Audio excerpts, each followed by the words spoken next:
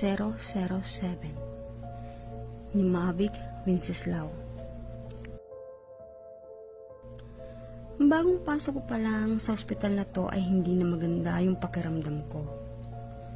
Feeling ko kasi madaming kababalaghan ang meron dito. Siyempre meron dahil ospital to. Pero iba yung nararamdaman ko. Yung pakiramdam na kapag napunta ka sa isang lugar tapos hindi mo gusto yung vibes na meron dun. Ganon yung nararamdaman ko. Bagong registered nurse lang kasi ako. Kaga-graduate ko lang nung last 6 months at naghihintay na lang ng permit para maging ganap na akong nurse. At ngayon ay ganap na akong nurse na handang magsilbi sa lahat. Galing ako sa room 008. May dinala lang akong first aid kit na kinailangan ng isang pasyente. Habang naglalakad ako ay napadako ang tingin ko sa room 007 nang madadaanan ko at kinabahan ako na may makita akong isang baby na pagapang-gapang. Napalunok ako ng sunod-sunod. Alam ko naman kung anong ibig sabihin ng baby na yun. Isa siyang tiyanak. Paano nga naman magkakaroon ng baby doon magkaiwalay nursery room sa room ng mga buntis? Saka may responsable bang nanay ang mangiiwan ng baby sa isang room na mag-isa lang? Kahit natatakot ako, hindi ko na lang yung pinansin at dumiretso na lang. Hindi ko na lang rin ipinaalam sa mga katrabaho ko dahil ayoko silang takutin. Ayoko rin kasi matanggal agad. Baka sabihin nilang kabago-bago ko pa lang gagawa na agad ako ng gulo. At baka isipin rin nila na sinisira ko yung pangalan ng ospital. Kaya kahit kating-kati na ako magsabi, tikom na lang ang bibig ko. Palagi kong nakikita yung tiyanak sa room 007. Gusto ko mang hindi daanan hindi pwede dahil katabi ng room 007 ang pinupuntahan kong room 008. Natatakot na rin ako baka anumang oras lumabas yung tiyanak sa room 007 at sunggaban na lang ako bigla.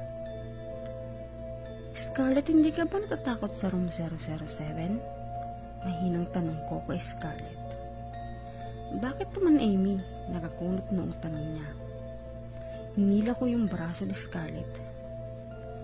Kasi palagi akong may nakikitang isang baby na pagapang-gapang sa room 007. Natatakot ako kasi nga diba palagi kong nadadaanan yung room na yun papunta sa room kung saan ako nakatoka.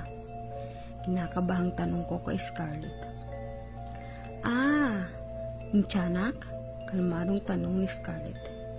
Expect ko nga matatakot siya Kasi nga nakakatakot naman talaga. Pero nagulat ako at talungkot sa mga sunod na sinabi niya. Ikukwento ko sa'yo.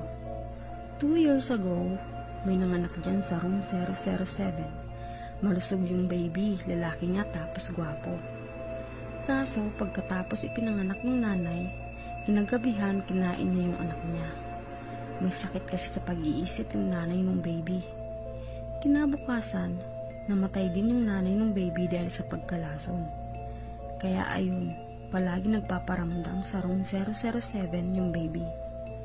Naawa nga kami sa baby dahil hindi man lang niya naranasan ang mabuhay. Hinahayaan na nga lang namin siya dun. Hindi naman kasi siya nananakit, nagpaparamdam lang.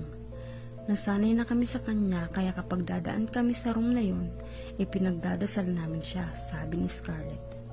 Halata sa tono ng pananalita niya ang pagkalungkot. Pagkatapos kong marinig ang kwento kay Scarlett, naging malinaw na sa akin na hindi ko dapat katakutan ang baby sa room 007. Ang takot na naramdaman ko nung unang makita ko siya ay napalitan ng awa at lungkot. Sayang ka ako at hindi niya naranasang makita ang bughaw na langit at magandang paligid. Nakita ko ulit ang baby sa room 007. Imbis na matakot ako ay pinagdasal ko na lang siya. Palagi kong pinagdadasal na sana ay matahimik na ang kanyang kaluluwa kasama ng kanyang ina. Dito po nagwawakas ang ating kwento. Ako po si Marie Juana Flores, ang narrator ng kwentong ito.